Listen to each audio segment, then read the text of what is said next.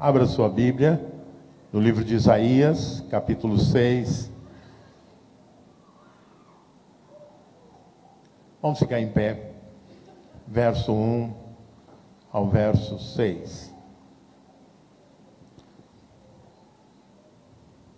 No ano da morte do rei Uzias, eu vi o Senhor, assentado sobre um alto e sublime trono, e as abas de suas vestes enchiam o templo. Serafins estavam por cima dele. Cada um tinha 6 asas. Com 2 cobria o rosto, com 2 cobria os seus pés, e com 2 voava. E clamavam uns para os outros, dizendo: Santo, Santo, Santo é o Senhor dos exércitos. Toda a terra está cheia da sua glória. As bases do limiar se moveram à voz do que clamava, e a casa se encheu de fumaça. Então disse eu: ai de mim, estou perdido, porque sou homem de lábios impuros e habito no meio de um povo de impuros lábios. E os meus olhos viram o Rei, o Senhor dos exércitos.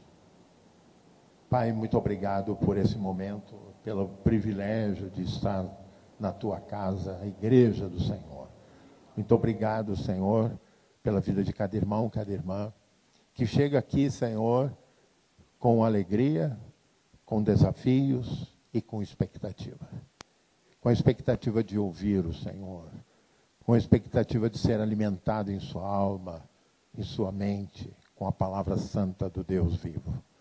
Faz com que, Senhor, essas palavras possam realmente ser direção, consolo, força nessa manhã. Em nome de Jesus. Amém. Você pode assentar.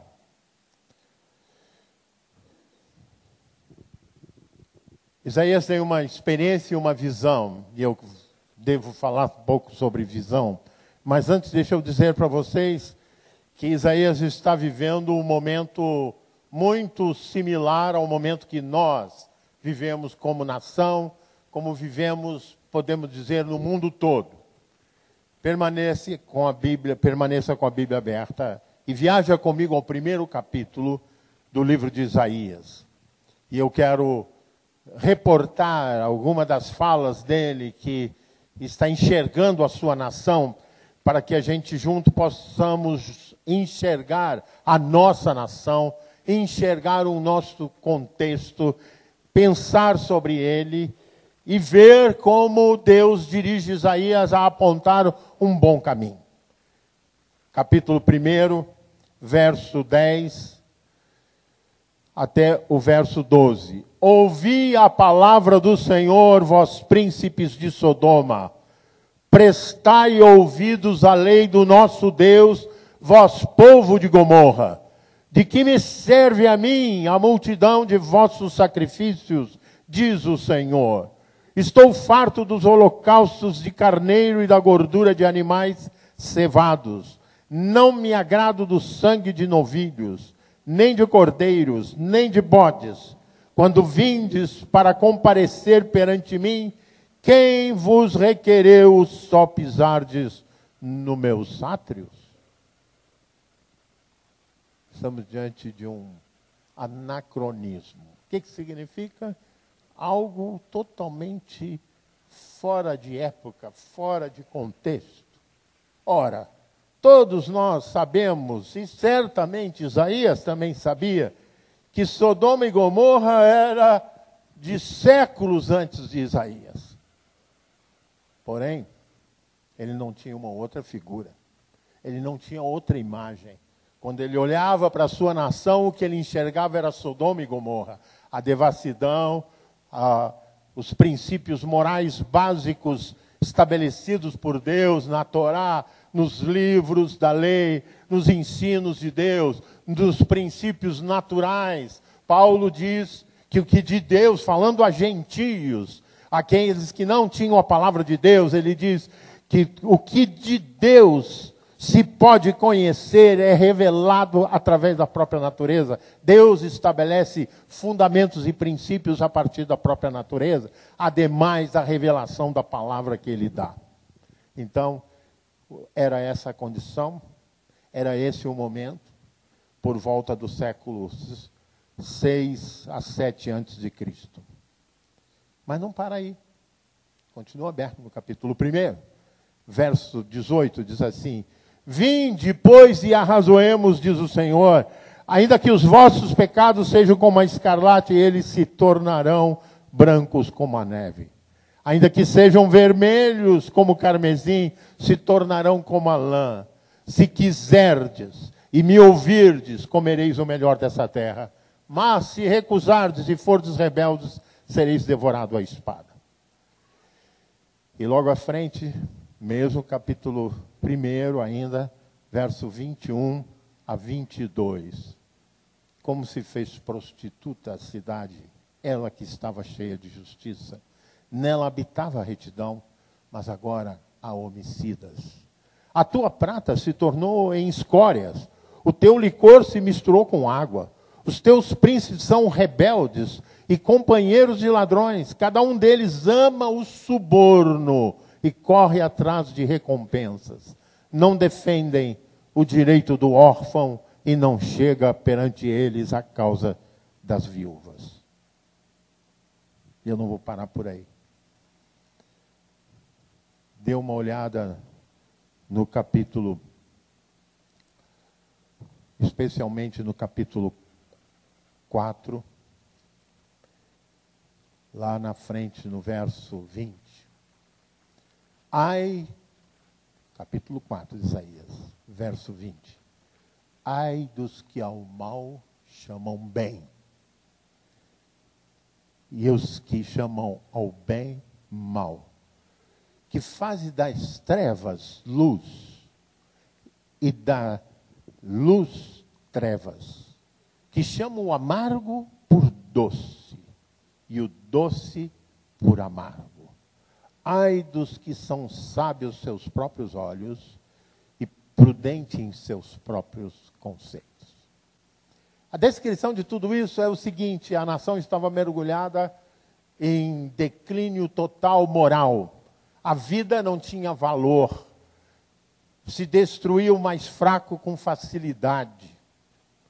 Os que, de onde se esperava que houvesse cuidado, ou seja, a noção, a necessidade de ter um rei que Israel pediu, contrariamente à vontade de Deus, era para que houvesse um líder que preservasse o direito à justiça, que julgasse no meio do povo e que promovesse o bem-estar da nação. Mas os reis também se corromperam. O culto, a classe religiosa, se aliou aos poderes para obter as vantagens. E o culto se tornou execrável e condenável aos olhos de Deus. E os valores foram mudados. Você acha que tem alguma coisa parecida com o que estamos vivendo? Infelizmente tem. E isso nos deixa, muitas vezes, desolados. E há até pessoas que ficam doentes. Estamos diante de uma eleição, oramos para que Deus dê a direção, temos pessoas jejuando, buscando. E eu creio que quando a igreja ora, vem graça e solução da parte de Deus. Assim esperamos. Deus levantou você e eu para que nós saquemos o inferno e restabeleçamos vida no meio de nós. Pessoas que estão oprimidas, dominadas pelo mal, hão de ser resgatadas pelo poder de Deus. Porque é para isso que nos reunimos, para celebrar o Deus Todo-Poderoso que te constituiu como igreja, como povo de Deus, como comunidade missionária a serviço do povo. Nós temos um débito com essa nação brasileira. Nós temos um débito com essa cidade. E você está constituído missionário e missionária. Alguns irmãos me dizem assim: mas bispo, eu não tenho o dom de evangelista. E eu tenho dito sempre: você tem boca. Abre a boca. Porque o Senhor declarou que poria a palavra dele nos nossos lábios. Portanto, sinta-se constituído, sinta-se levantado, como atalaia, como vigia em nome de Deus na sociedade. Onde você vê iniquidade, não tema, Porque não sou eu o bispo, não é o pastor Evander, é o Senhor que te designa para ser sal da terra, para ser luz do mundo. Você está vocacionado antecipadamente. Antes que tivesse consciência, Deus já te levantou para isso. Mas no meio da desolação, o que é que nós precisamos? E aí então, até agora eu não entrei no texto, era só a introdução. É o texto, capítulo 6. No meio da desolação.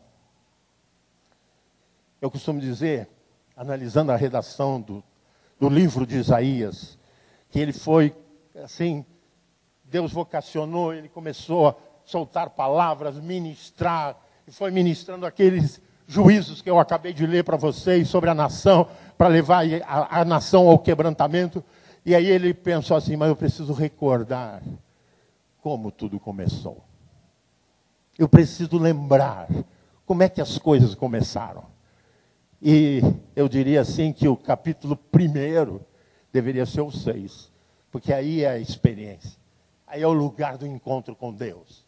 É o lugar de você ser incendiado pelo Espírito Santo de Deus, levantado, cria coragem, te dá energia. E você começa a despertar para o chamado de Deus, para o envio de Deus, que tem a igreja, que tem você como igreja do Senhor. E ele fez a opção certa. Ele foi para o santuário. Repita comigo, ele foi para o santuário. Isso indica que ele foi buscar a presença de Deus. No meio das escolhas, no meio das crises, tome a decisão de buscar o Senhor. Busquei o Senhor, repita comigo, busquei o Senhor e Ele me acolheu e me livrou de todos os meus temores. Vamos repetir de novo, busquei o Senhor e Ele me acolheu e me livrou de todos os meus temores. Primeiro, o Senhor não te rejeita, Ele te recebe. E quando Ele te recebe, Ele te livra. Ele te dá libertação. Não há nada que subsista a presença de Deus na nossa vida. Nada resiste ao poder de Deus manifesto na nossa vida. Ele buscou o Senhor.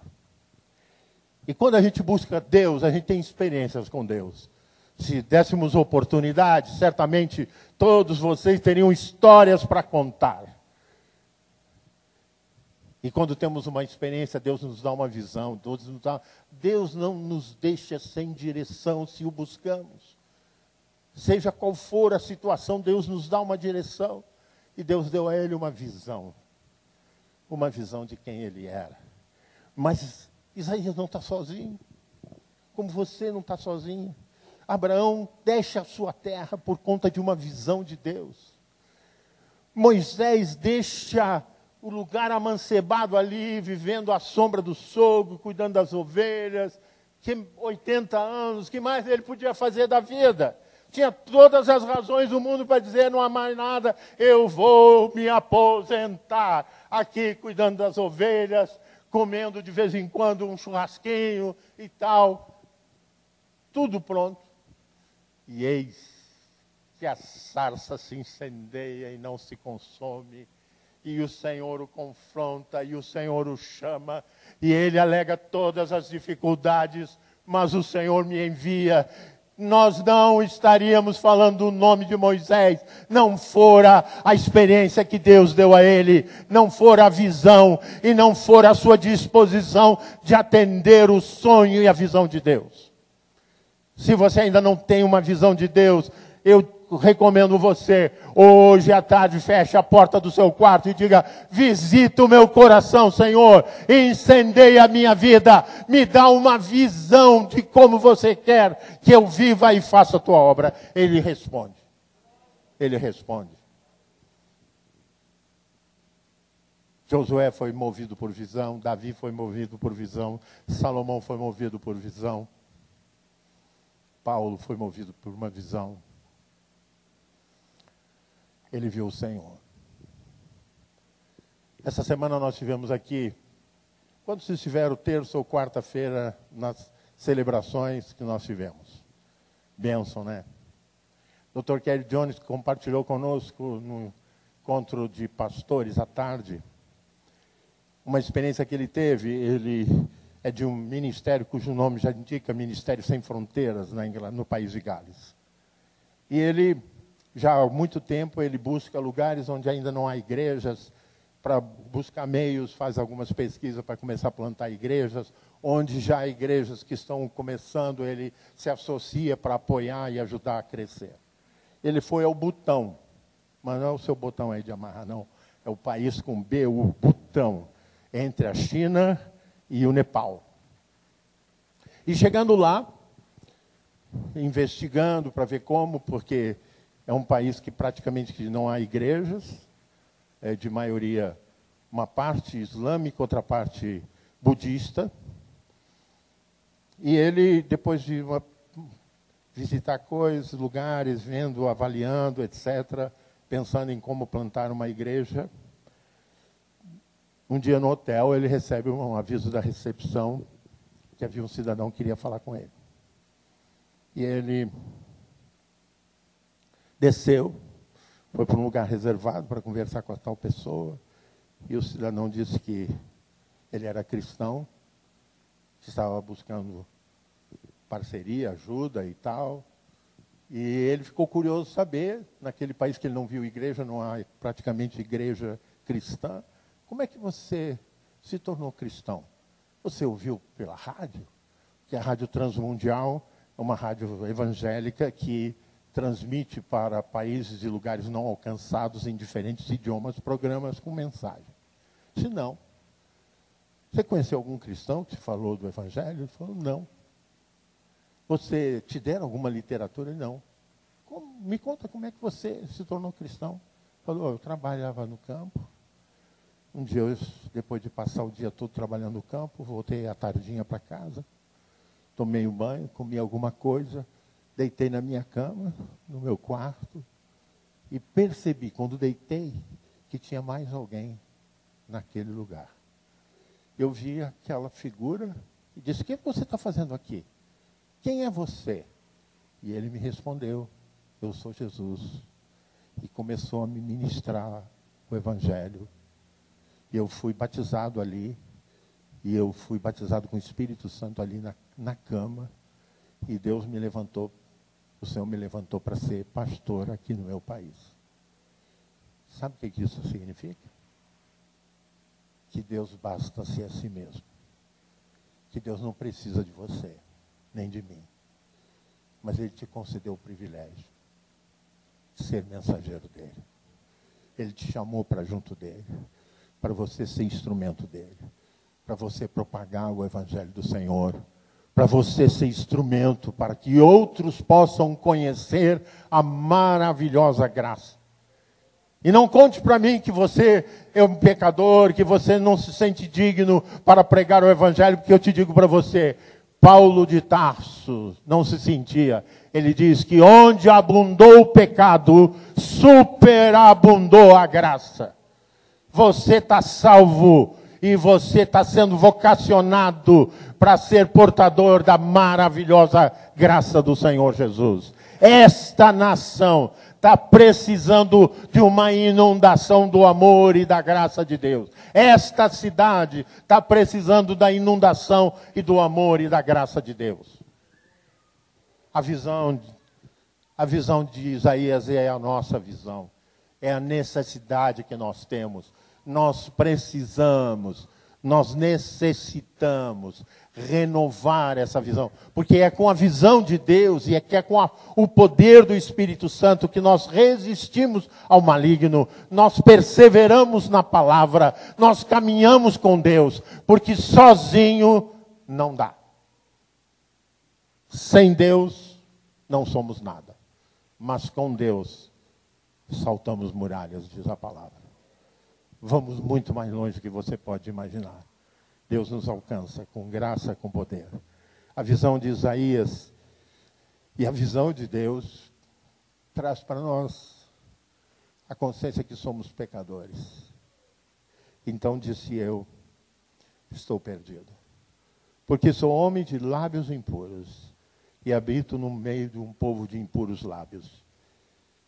E os meus olhos viram o Senhor, o Rei, o Senhor dos exércitos. Não tem como servir a Deus, nem tem como experimentar o poder de Deus, não tem como ter junto de você o guarda de Israel, sem confissão de pecados. Deus não habita a imundícia. Deus é santo e deseja que a sua igreja seja santa. Deseja que a sua vida seja santificada. Deseja que a sua vida seja purificada. Deseja habitar em você. Deseja que você diga, como Paulo disse: já não sou eu mais quem vive, mas Cristo vive em mim. E esse viver que agora tenho na carne, vivo pela fé naquele que me amou e a si mesmo se entregou por mim. Repita comigo: já não sou eu quem vive, mas Cristo vive em mim. É esse o desejo do Senhor. Habitar na sua vida. Mover-se através de você. Mover-se através de você. Tenho dito que com frequência eu tenho tido a oportunidade de falar de Jesus. É raro o dia que eu não falo com alguém de Jesus. Muito raro. E a coisa mais tremenda eu praticamente não recebo rejeição. Não sei se o momento brasileiro que nós vivemos, que as pessoas estão tão oprimidas e aflitas.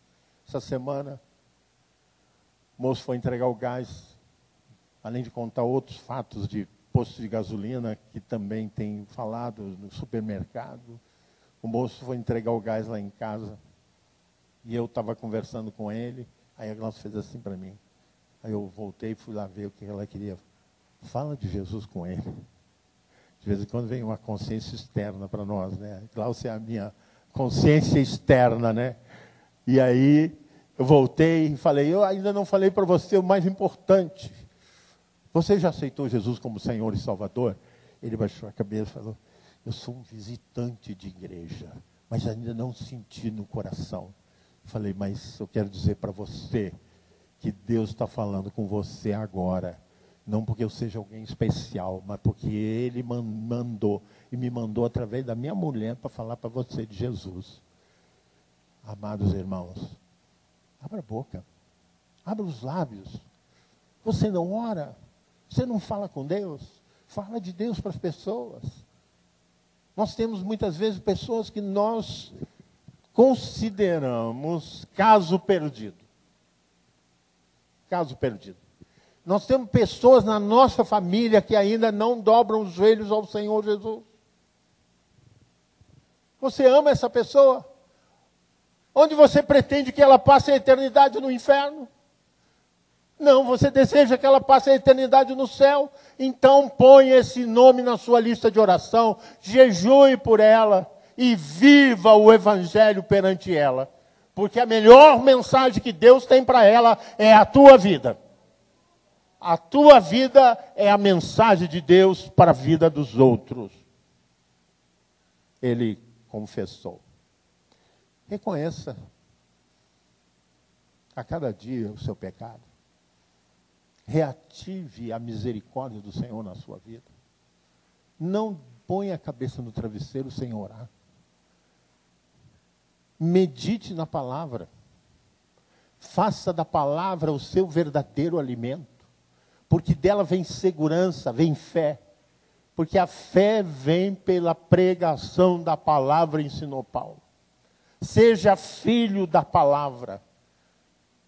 O ritual que os judeus têm para se tornar verdadeiro cidadão judeu, o Bar Mitzvah, significa exatamente isso. Filho do preceito, filho da palavra. E quando você se torna membro da igreja, você assume um compromisso, você assumiu um compromisso de ler a palavra, de guiar a sua vida pela palavra, faça dela o seu primeiro alimento a cada dia. porque ela vai renovar as suas forças, vai curar as suas enfermidades, porque a palavra se torna manifestação presente do Deus vivo, revelado em Jesus Cristo, o Verbo feito carne. E finalmente, e ele diz, então um dos serafins voou para mim, trazendo-me uma brasa viva que tirara do altar com uma tenaz.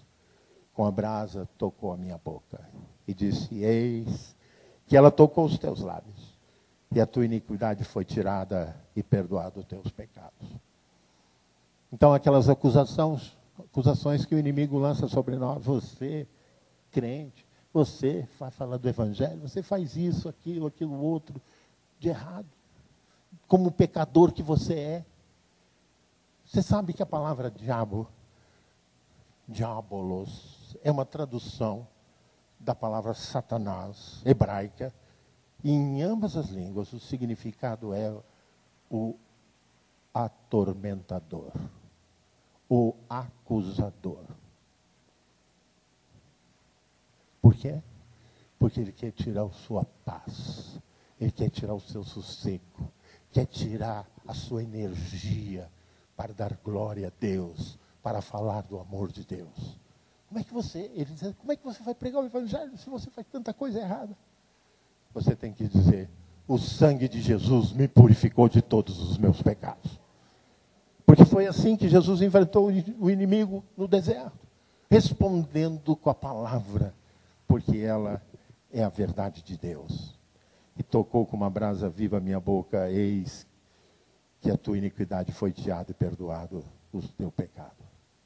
E depois disto, repita comigo, depois disto, ouvi o Senhor, que dizia, a quem enviarei?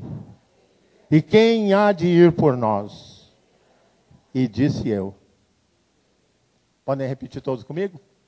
Eis-me aqui, envia-me a mim. Amém? Quantos repetiram isso? Levante a mão. Quantos estão dispostos? Deus te ouviu, viu? Deus te ouviu. Você agora está vocacionado como profeta. Deus está te levantando como profeta nessa cidade, para falar dos benefícios, das bênçãos, das alegrias. Dizer que você, como ele, foi pecador, que você é um pecador, mas que você confia na graça redentora de Jesus Cristo. Dizer que você esteve enfermo, mas que você experimentou a cura de Deus. Dizer que você esteve atribulado, mas você recebeu o alívio de Deus. Você tem muita coisa para contar. Abra a sua boca. Mas se você se sente impedido por algum pecado que o inimigo insistentemente lança dentro dos seus olhos, eu te convido a vir ao altar agora. Vem estar aqui no altar, para que a graça de Deus, que é abundante, te convido a estar aqui. Você reconhece que há um pecado que insistentemente volta à sua vida, e que Satanás muitas vezes te acusa, te lança nos olhos, e você se sente inibido. Eu convido você em nome de Jesus. Deixa seu lugar, porque uma fonte de água viva está aberta nesse altar nessa manhã. Uma fonte purificadora, uma fonte curadora, que é o fluir do Espírito Santo de Deus, pronto para salvar, pronto para curar, pronto para derramar graça e perdão, pronto para mobilizar e renovar a sua vida como servo e serva de Deus. Eu te convido, vamos ficar em pé, o Ministério do Louvor vai me ajudar. E enquanto eles cantam, se você reconhece que muitas vezes algo que você não gosta quer retornar à sua vida, e você precisa de força dos céus, você precisa de renovo dos céus. O Senhor que traz renovo, o Senhor que traz cura, o Senhor que liberta, o Senhor que está presente neste lugar, como bênção, como graça, como perdão, como misericórdia, está pronto a te abençoar, pronto a curar, pronto a restaurar. Em nome de Jesus, eu convido os pastores, os colegas para estarem aqui. O Senhor se move no nosso meio. O Senhor te abençoa. Eu quero estar perto de ti, Senhor, do teu amor, sem tristeza ou dor. Eu quero ouvir voz. Você que está afastado de repente da igreja, gostaria de se reconciliar, de receber de Deus uma nova força, um novo alento. Deseja receber de Deus uma visão como Isaías. Deixa seu lugar. Você que não é membro dessa igreja e sentiu seu coração aquecer com a leitura da palavra, deixa seu lugar, vem estar aqui no altar. É lugar de bênção, é lugar da graça, é lugar do perdão. O Deus vivo está pronto para abençoar. A sua mão não está encolhida, a sua mão está estendida sobre este lugar, pronto para abençoar. Amém. Pai de amor, Deus de infinita misericórdia, nessa manhã gloriosa que o Senhor nos concede, vem, Senhor, estar agora. Senhor, pega na mão do teu filho aqui, da tua filha que aqui está, e mostra para ele e para ela que o teu amor excede todo o entendimento, que a tua graça transborda neste lugar, e que o Senhor deseja conduzir a cada um para uma experiência nova contigo, Senhor, para uma retomada da caminhada, com mais paixão, com mais alegria para o serviço. Pai, visita, Pai, abençoa, perdoa, que cada um aqui possa abrir o coração e dizer: Senhor, eu não entendo, mas frequentemente esse sentimento, essa atitude volta na minha vida, e eu quero ser liberto disso, Senhor, e Tu és o Deus libertador. Por isso, pela Tua palavra, Senhor, toma minha vida agora, molda e refaz toda a minha vida, todo o meu ser, conforme o Teu querer, em nome de Jesus. Pastor Evander vai orar também. Coloque a mão no teu coração. Diga comigo assim: Senhor Jesus, eu quero ver com os teus olhos, quero perceber como o Senhor vê. Abre os meus olhos, abre os meus ouvidos e abre também a minha boca, Senhor, para que eu seja testemunha do teu poder e da tua graça nesses dias, na minha casa, no meu trabalho, onde eu estiver, em nome de Jesus. Paizinho, que a tua mão seja sobre a tua igreja, e que no meio de uma geração perdida, no meio de uma geração aflita, nós possamos ouvir a tua voz e sermos dirigidos por ela, possamos ouvir a tua voz e sermos conduzidos por ela. Eu entrego os meus irmãos e as minhas irmãs nas mãos do Senhor, e clamo que o Senhor dos céus ordene a bênção sobre os teus filhos, em nome de Jesus. Amém. Graças a Deus.